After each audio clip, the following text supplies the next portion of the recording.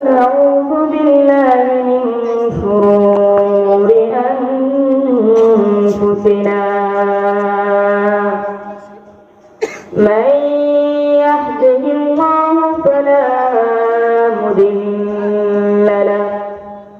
ومن يضلله فلا هادي له وأشهد أن لا إله إلا الله وحده لا شريك له وأشهد أن سيدنا وسندنا وحبيبنا وطبيب قلوبنا ومولانا محمد أرسله بالحق بشيرا ونذيرا وداعيا إلى الله بإذنه سراجا وقمرا منيرا أما بعد فأعوذ بالله من الشيطان الرجيم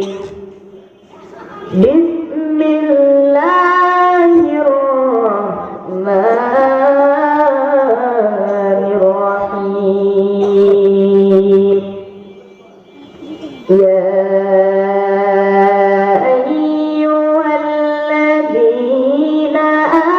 آمنوا كتب عليكم الصيام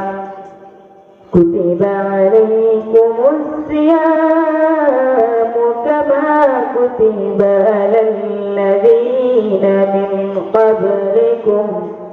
لعلكم تتقون وقال النبي صلى الله عليه وسلم عن أبي هريرة رضي الله تعالى عنه قال لرسول الله صلى الله عليه وسلم من صام رمضان إيمانا واحتسابا غفر له ما تقدم من ذنبه صحيح البخاري أما بعد আল্লাহ তাআলার দরবারে লাখ কোটি শুকরিয়া যেই মহান মালিক আজকে আমাদেরকে ফিতনার জগতে দুনিয়ার মধ্যে সমস্ত অশ্লীল কাজ থেকে ফারেক করে অল্প কিছু লোক যাদেরকে আল্লাহ তাআলা বাছাই করে ফুটে গেছে আজকে মাদ্রা মহিউল উলুম ফাজিল ডিগ্রি মাদ্রাসার মাহফিলে আসার বসার কিছু কথা বলার ও শোনার তৌফিক দান করেছেন, তৌফিক ইনায়েত ফরমাইছেন।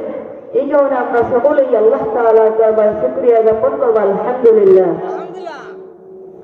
আল্লাহ তাআলা বলেন, কিয়ামতের দিন জাহান্নামে মানুষ হবে বেশি, জাহান্নামের কাতারে মানুষ যাবে বেশি, জান্নাতি মানুষ হবে কম, জান্নাতে মানুষ যাবে কম। কারণ আল্লাহ তাআলা বলে কিয়ামতের দিন জাহান্নামে মানুষ বেশি হবে, তার কারণ হলো দুনিয়ার মধ্যে মুসলিম ব্যক্তি যারা এবং